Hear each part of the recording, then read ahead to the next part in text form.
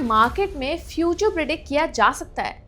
100 साल पहले एक इंसान ने बताया कि ये इम्पॉसिबल नहीं है। विलियम डेलबर्ट गैन, या फिर जैसे दुनिया उन्हें जानती है WD गैन के नाम से, एक ऐसे ट्रेडर जो कहते थे मार्केट भी वैसे ही नेचुरल लॉस को फॉलो करती है जैसे कि सीजन और टाइड्स करती हैं। आज हम जानेंगे एक ऐसे ट्रेडर की कहानी जिन्होंने मार्केट में पैटर्न्स और नेचुरल लॉस को समझने की कोशिश की और अपने एनालिसिस से फाइनेंशियल मार्केट में एक नई सोच लेकर आए। आज भी जब हम मॉडर्न टूल्स और टेक्निक्स का यूज करते हैं तो कहीं ना कहीं WD गैन का जिक्र जरूर होता है। गैन का जन्म 6 जून 1878 में लफकिन टेक्सास के एक छोटे से फार्मिंग टाउन में हुआ था। एक गरीब परिवार, 11 भाई बहन और काफी कम फॉर्मल एजुकेशन। लेकिन बचपन से ही गैन को बाइबल पढ़ने का काफी ज्यादा शौक था।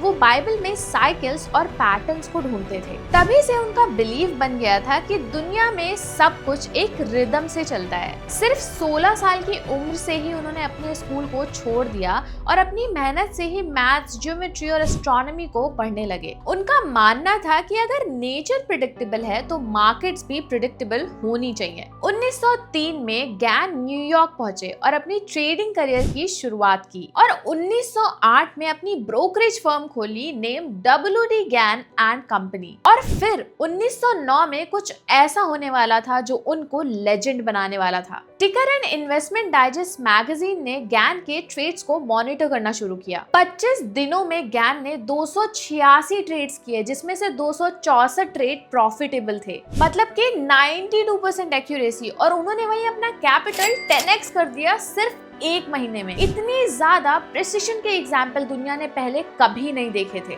लेकिन आखिर गैन का सीक्रेट था क्या? वो कहते थे लॉ ऑफ वाइब्रेशन, एक नेचुरल रिदम जो प्राइस को कंट्रोल करता है। सिमिलरली जैसे म्यूजिक में वाइब्रेशंस होते हैं, वैसे ही प्राइस में भी एक नेचुरल रिदम होता है और उनकी भी एक वाइब्रेशन होती है। गैन का बिलीव इतना ज्यादा स्ट्रॉन्ग था कि उन्होंने वर्ल्ड वॉर 1 का एंड तक प्रिडिक्ट कर दिया था। उस समय जब बड़े बड़े एक्सपर्ट्स भी कंफ्यूज थे, तब गैन ने 1918 में जर्मनी के सरेंडर और आर्मिस्टिक्स को महीनों पहले ही फोरकास्ट कर दिया था। 1920 जब दुनिया पूरी तरीके से क्रेजी बुल मार्केट में थी, तब गैन शांत थे। उन्होंने 1929 का क्रैश महीनों पहले ही प्रिडिक्ट कर दिया था। उनकी 1929 की फोरकास्ट कहती थी कि अप्रैल में मार्केट क्रैश करेगा, सितंबर में एक टॉप बनाएगा और फिर आएगा हिस्ट्री का सबसे बड़ा क्रैश। और जैसा कि हम सब जानते हैं, 3 सितंबर 1929 में डाउ जोन्स ने एक टॉप बनाया और उसके कुछ हफ्ते बाद ही आया द ग्रेट क्रैश। जब सब कुछ गिर रहा था, गैन नई अपॉर्चुनिटीज ढूंढ रहे थे और अपने प्रॉफिट्स को बना रहे थे। 1930 और 40 में गैन ने अपने ट्रेडिंग मेथड्स को और रिफाइन और पावरफुल बनाया। उनका कोर फोकस था ज्योमेट्री और प्लैनेटरी साइकिल का प्राइस प्रिडिक्शन के लिए यूज करना। उन्होंने इंट्रोड्यूस किया गैन एंगल। ये एक एडवांस कॉन्सेप्ट था जहां प्राइस और टाइम के बीच का रिलेशनशिप विजुअलाइज किया जा सकता था। गैन का कहना था कि अगर प्राइस टाइम के साथ एक 45 डिग्री एंगल बना रहा है तो इस समय मार्केट स्ट्रॉन्ग और स्टेबल है। वहीं अगर प्राइस इस एंगल के नीचे चला गया तो वीकनेस और ऊपर चला गया तो स्ट्रेंथ का सिग्नल होता है। वहीं आज के ट्रेडर्स भी गैन एंगल्स का यूज करते हैं। चार्ट पर एंगल प्लॉट करने से प्राइस एक्शन का रिवर्सल और ब्रेकआउट पॉइंट्स आइडेंटिफाई करना आसान हो जाता है। जैसे कि बिटकॉइन का प्राइस एक इम्पोर्टेंट एंगल को तोड़ता है और उसके ऊपर सस्टेन करना शुरू कर देता है, तो ये एक बुलिश ट्रेंड का सिग्नल होता है। वहीं अगर प्राइस 1 by 1 एंगल के नीचे गिरता है तो ट्रेंड रिवर्सल के क्लियर सिग्नल मिलते हैं। रिटेलर्स के साथ इंस्टीट्यूशंस और एल्गो ट्रेडर्स भी गैन एंगल्स का यूज करते हैं। ये angles dynamic support and resistance दिखाते हैं जो ऑटोमेटेड ट्रेडिंग के लिए भी काफी ज्यादा इंपॉर्टेंट होते हैं। गैन का एक और फैसिनेटिंग और मिस्टीरियस इन्वेंशन था स्क्वायर ऑफ 9। इस टूल में एक स्पाइरल नंबर चार्ट होता है जिसमें नंबर सर्कुलर पैटर्न में अरेंज होते हैं। गैन इन चार्ट्स का यूज कर price level and time cycle की मैथमेटिकल एंड ज्योमेट्रिकल रिलेशनशिप को आइडेंटिफाई करते थे। आज के ट्रेडर स्क्वायर ऑफ 9 का यूज इंपॉर्टेंट प्राइस प्रोजेक्शन को निकालने के लिए करते हैं। फॉर एग्जाम्पल, अगर बिटकॉइन $1 लाख को क्रॉस करता है तो स्क्वायर ऑफ 9 के हिसाब से 1,03,800 एक इंपॉर्टेंट नेक्स्ट मेजर लेवल हो सकता है। वहीं अगर प्राइस इस लेवल पर जाकर रिएक्ट करे या रिवर्स करे तो ट्रेडर को यहाँ पर एक स्ट्रॉन्ग सिग्नल मिलता है। ज्ञान की एक और यूनिक ऑब्जर्वेशन थी जिन्हें ज्ञान प्रेशर डेट्स कहते हैं। ज्ञान ने ये ऑब्जर्व किया था कि कुछ स्पेसिफिक डेट्स मार्केट मूवमेंट्स के लिए काफी ज्यादा क्रूशियल होती हैं।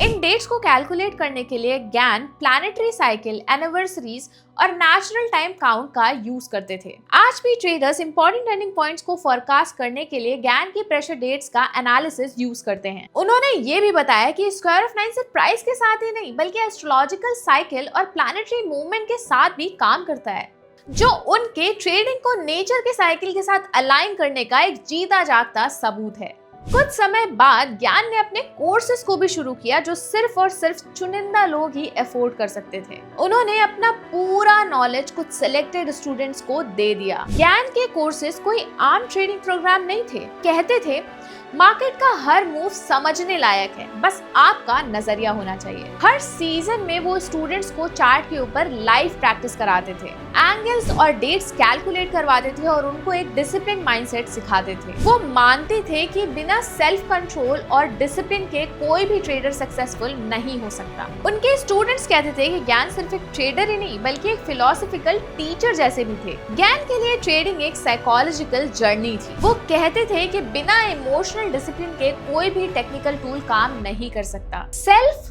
मास्टरी ही एक ट्रेडर को लॉन्ग टर्म में प्रॉफिटेबल बना सकती है। अपनी लाइफ के आखिरी दिनों में ज्ञान माया में शिफ्ट हो गए, लेकिन ट्रेडिंग को बिल्कुल छोड़ा नहीं। लेकिन वहीं वो अपना ज्यादा वक्त लिखने और नए ट्रेडर्स को ट्रेन करने में लगाते थे। उन्होंने कुछ आइकॉनिक बुक्स को भी पब्लिश किया, जैसे how to make profits in commodities and 45 Years in Wall Street और टनल थ्रू द ईयर। ये सिर्फ और सिर्फ ट्रेडिंग बुक्स नहीं थी बल्कि मार्केट्स और ट्रेडर्स के बीच में एक फिलोसॉफिकल रिलेशनशिप को भी समझाती हैं। आज भी ये बुक्स दुनिया भर के ट्रेडर्स के लिए इंस्पिरेशन है। 1955 में 77 साल की उम्र में ज्ञान की डेथ हो गई। ब्रुकलिन के एक ऐसे स्पॉट पर उनकी ग्रेव है जहाँ से वॉल स्ट्रीट अभी भी दिखाई देती है, जैसे वो आज भी मार्केट को देख रहे हैं। आज भी कोई ट्रेडर जब अपने चार्ट पर ज्ञान फैन ड्रॉ करता है या साइकिल्स की स्टडी करता है तो वो उस टाइम भी ज्ञान को सल्यूट कर रहा होता है। अक्सर ऐसा होता है कि प्राइस एक इम्पोर्टेंट ज्ञान लेवल या स्क्वायर ऑफ 9 पर ठहर जाता है तो ज्ञान के प्रिंसिपल एक बार फिर से रेलेवेंट हो जाते हैं। उन्होंने कभी कहा था कि मार्केट हमेशा वही करता है जो नेचर चाहती है। वहीं कुछ लोग कहते थे कि ज्ञान एक जीनियस है और कुछ लोग कहते थे कि ज्ञान के मेथड स्यूडो साइंस है। लेकिन एक बात सब मानते हैं कि ज्ञान ने दुनिया को ये दिखाया कि ट्रेडिंग एक लक नहीं बल्कि एक साइंस है, बेस्ड ऑन मैथमेटिकल कैलकुलेशन जिसे मास्टर किया जा सकता है।